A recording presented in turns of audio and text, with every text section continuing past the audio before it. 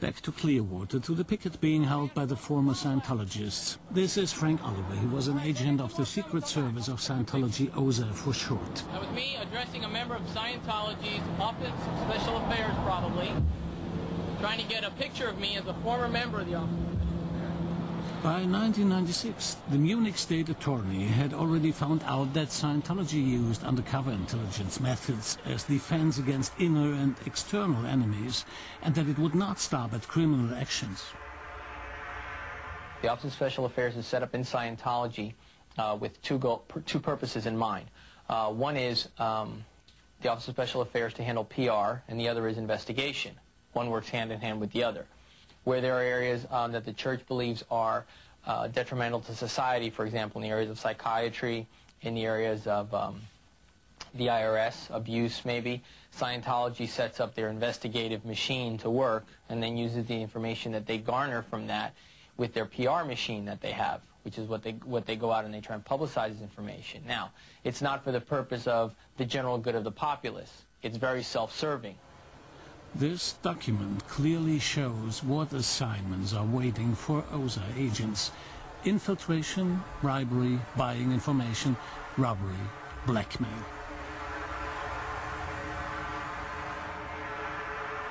The investigations person, you hardly ever see them.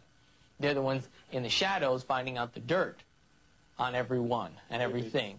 Critics, and bringing that to the PR so the PR can use it to make Scientology look good and to make them look, the other person look bad.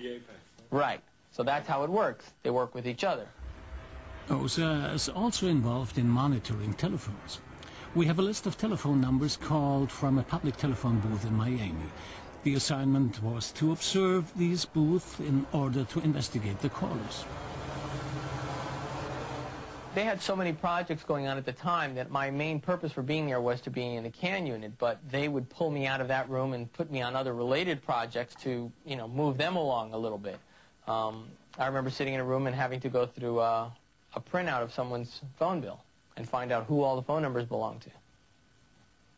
I don't know how I got a copy of someone's private phone bill. Perhaps by burglary? A training document for Scientology agents, which was confiscated by the FBI, shows that the organization will not stop at burglary. Along with exact descriptions how to break through door locks and even safes is covered. Pull your prepared metal strip from the lower end of the door to the strike plate of the lock and the door pops open. If you have problems inserting it, use your foot to hold the door open a crack.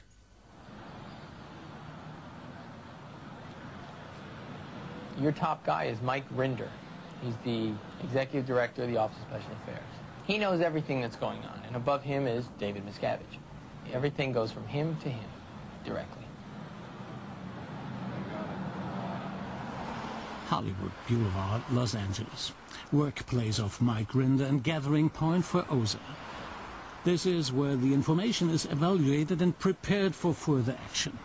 That not only includes Germany, Scientology's declared arch-enemy, but also the Federal German Ministry for Family, Youth and Health.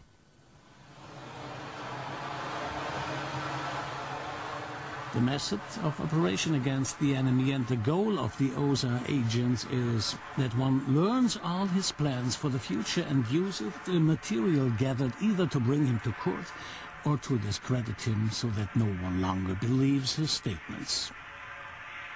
OSA is his, you know, that's his number one thing right now. That's what he has to have in place. If not, Scientology would have been gone long ago. So OSA keeps Scientology alive? Absolutely.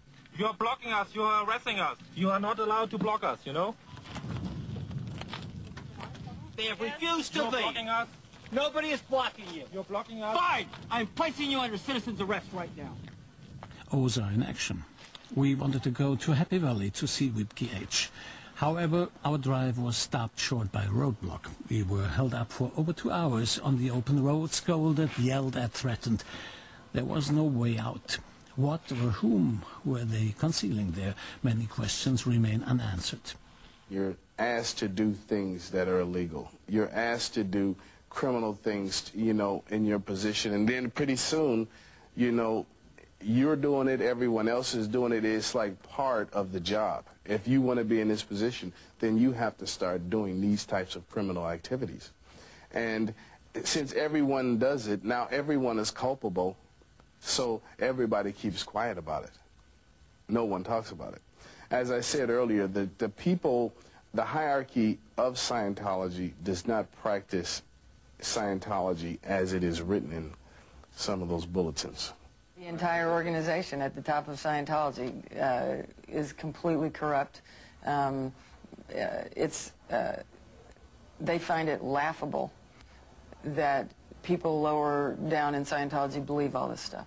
I never wanted to be like the others. I always wanted to be different. Then I met people here who wanted to be the best of the world. They wanted to help other people.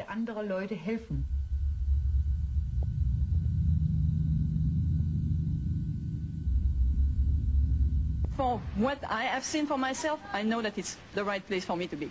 And I know that we are dealing with the truth. They are not only in possession of the truth, they have also their own mobile security troops. The Scientology sheriffs dress like police and follow you around step by step. So it's private property. Could I ask you to leave? It doesn't say private property. As Hubbard said, true is what is true for you. He also thought that they were the only people on Earth who have the right to punish.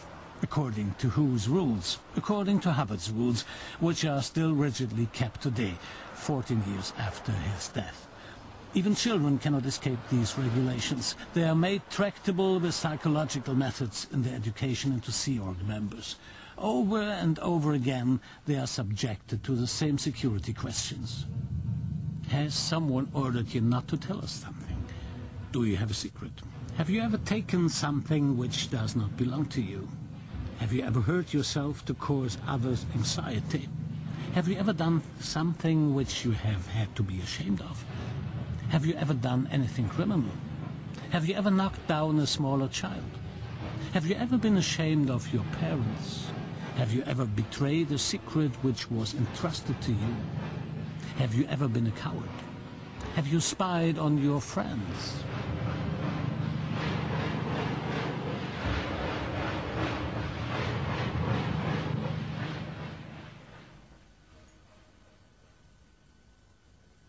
Correct answers mean happy faces.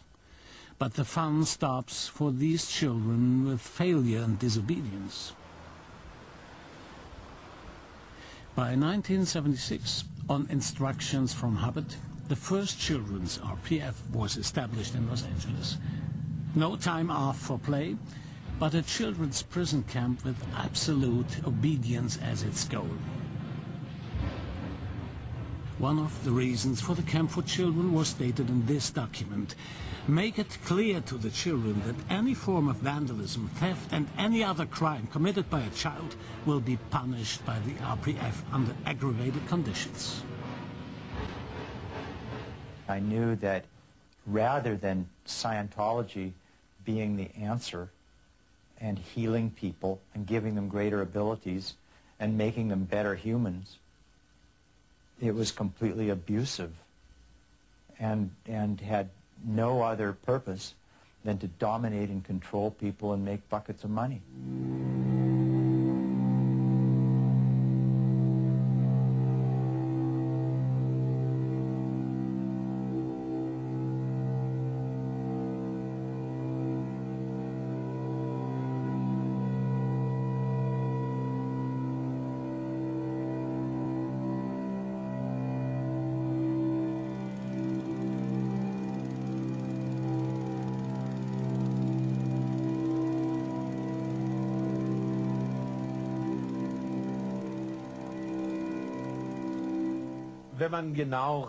When you look exactly at what is going on, you see a reactionary authoritarian mechanism which restricts certain degrees of liberties. When it is understood that something is permissible, then it may be done. However, I don't accept that they do that for everybody else. And to make this dependent upon a Scientology citizenship, this is written explicitly in their Scientology code. whether one is a Scientologist and this gives them the right to re-educate people in their own rehabilitation camps and so on. We have had that before, and that does not belong here.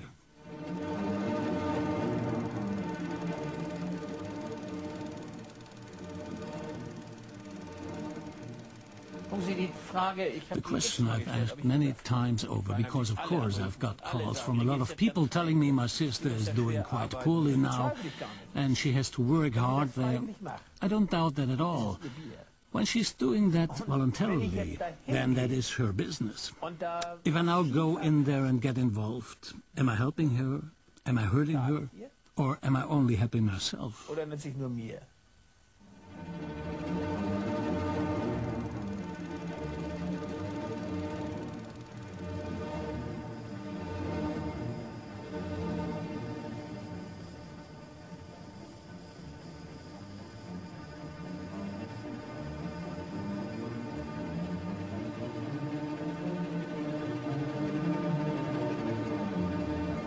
4 months later, February 1999, Jochen Körner flew to Los Angeles to see his sister Wiebke again after almost 4 years. They met at a small restaurant in Hollywood.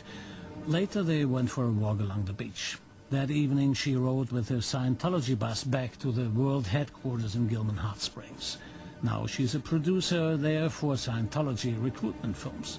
She said she did not want to talk over her time in the prison camp with her brother. She does not want to go back to Germany anymore. Madrid, February 5th, 1999. The Spanish state attorney brought charges against 18 leading members of the Scientology organization.